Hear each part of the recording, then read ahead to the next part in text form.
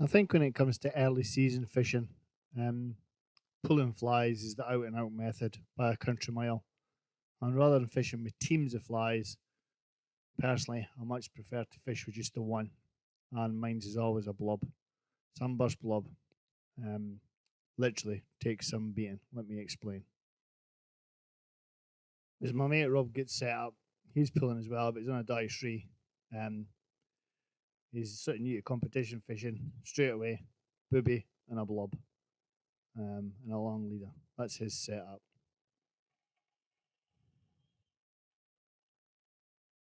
Me, I'm already set up. Very long leader and a single blob.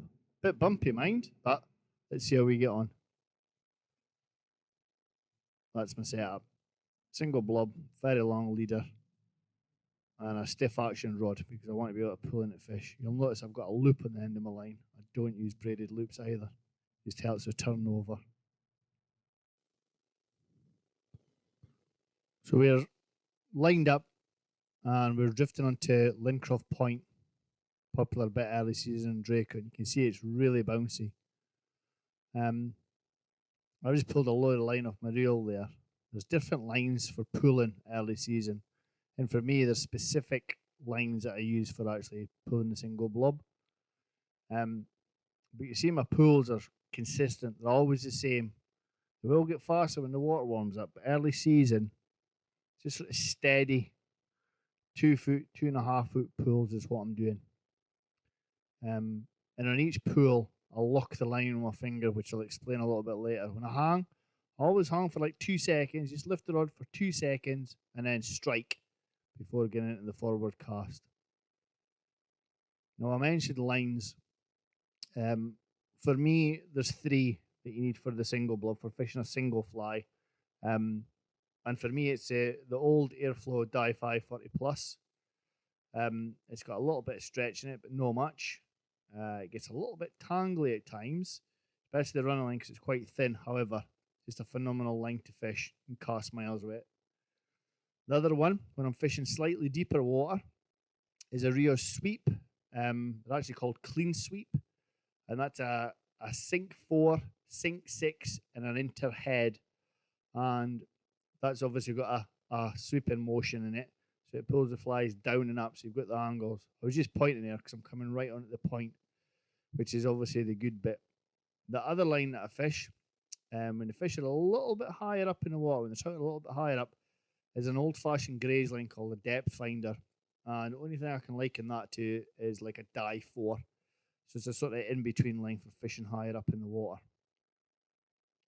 But you'll see when I cast here, again, a little strike. But what I always do is I count my retrieves back. So there's a full cast. 1, 2, 3, 4, 5, 6, 7, 8. I'm counting my pulls. 10, 11, 12. And I do that all the time. And the reason I'm counting back all the time is you'll get a specific point in the retrieve where the fish takes. Not all the time, but most of the time. So I'm always counting. Pause, lift, and strike.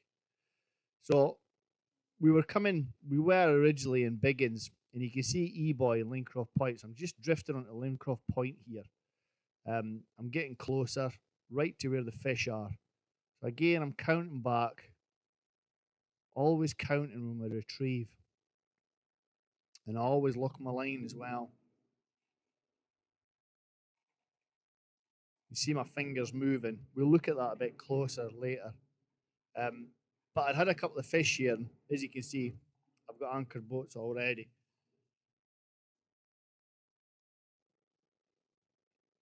Just looking to get my flies close to the banking. I know as I drift onto that banking, I'm going to get a fish because that's where the fish are holed up. They're running a line on the shelf there, just at that point. Again, I'm counting my line back, and I'm going to stop speaking here and just you'll hear me blather, and a fish comes and takes me. So I'll be quiet. So funny. Oh, come on.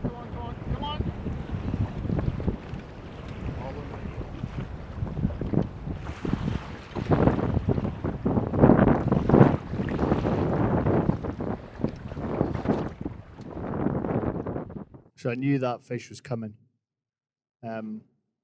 It's like pulling through a weed. It's very hard to describe it, but the fish usually always come back. Always come back. Just a little stocky. That's all you're fishing for at this time of year, really. Although I did have some winter fish, which you'll see later. There you go. Lovely little stamp of fish. Back to fight another day. And the fly. Single blob. So a closer look. This is my blob box. And I've got various colours, but these are the flies that I fish on their own. I tend to fish on their own. I fish a long leader. I fish 20 foot 7 pound Fluoroflex. It's got a thin diameter and it allows my flies to move exactly the way I want them. My favourite fly by a country mile is this particular shade of sunburst. Not orange and not that weird sort of greeny yellow, just like a yellow colour. But that's the one that I tend to fish more often than any other fly, I would say. Just a great fly. And it's not long before I'm getting bored of catching them. You can see another stuck in the net, sunburst blob in its mouth. And I've passed the rod over to Rob. That's another one, sunburst blob. And I'm showing him, I'm trying to explain to him how to retrieve. Because Rob really wants to see this method. He's mad keen for competition fishing now, so good to show others, pass things on. You can see steady draws there, and he's locking his line with his forefinger on the handle. That's the key, like. Again, bouncy boat, very hard to film. Hence, we've got a lot of Rob in this video with him doing the method to try and explain it. So when you take the rod up, flick it forward and it shoots your blob to the surface, and quite often that fish will come and take it.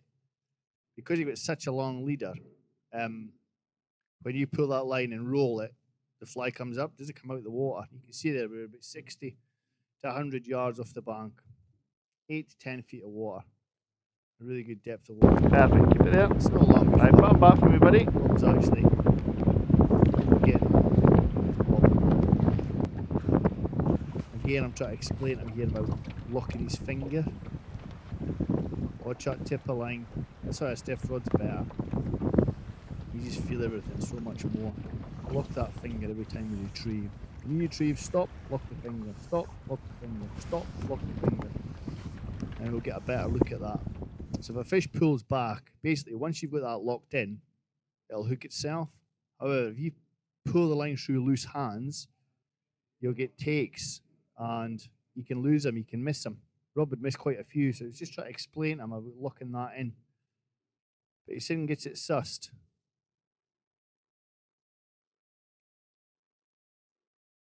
And he soon gets it sussed. And the fish are all sort of running in 8 to 10 feet of water, which is pretty common this time of year. Look for depths between 8 and 14 feet.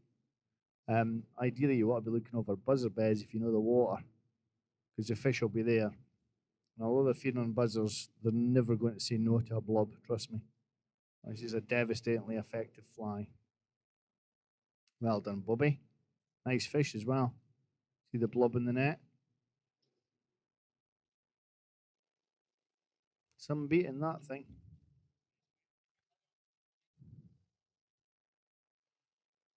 Cracking fish. Man, seen enough, back enough to fight another day.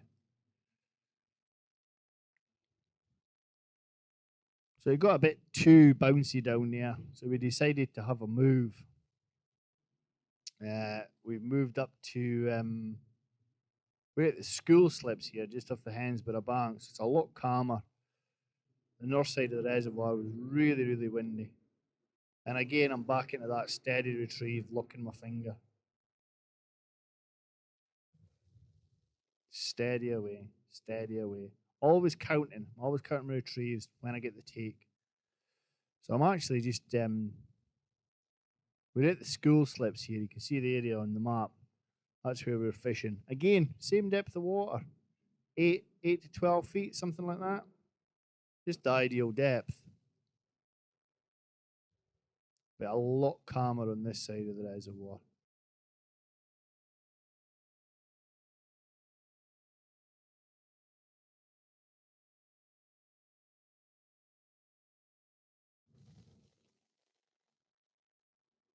You can see here, I've kind of zoomed in a little bit. You'll see my finger locking on every pull. I'll lock the line to the rod handle so it's flat. And the reason for that is anything pulls back and it's met with automatic tension. So the fish hook themselves. Don't try and pull the line through your fingers.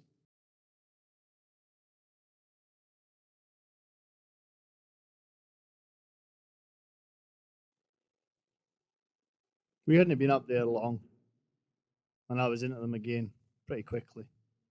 And Rob was on the inside line; he was getting them as well. You see the single blob there, barbless hook falls out nice and easy. But yeah, even up here, when you know where the stock is and the depth of water, this pulling method with the single fly can be really effective. There's Bobby in on his single blob, getting the hang of it.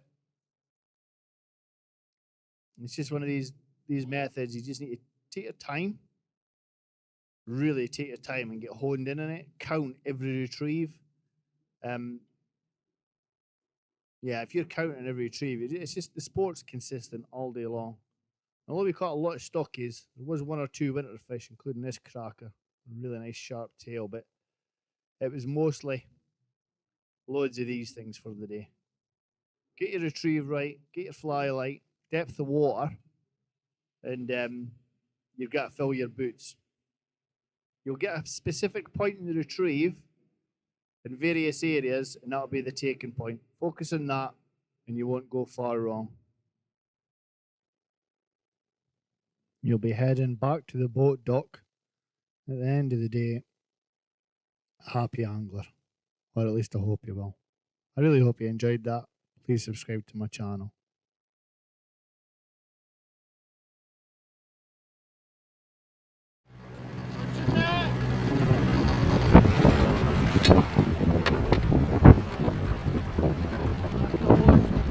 Here as well.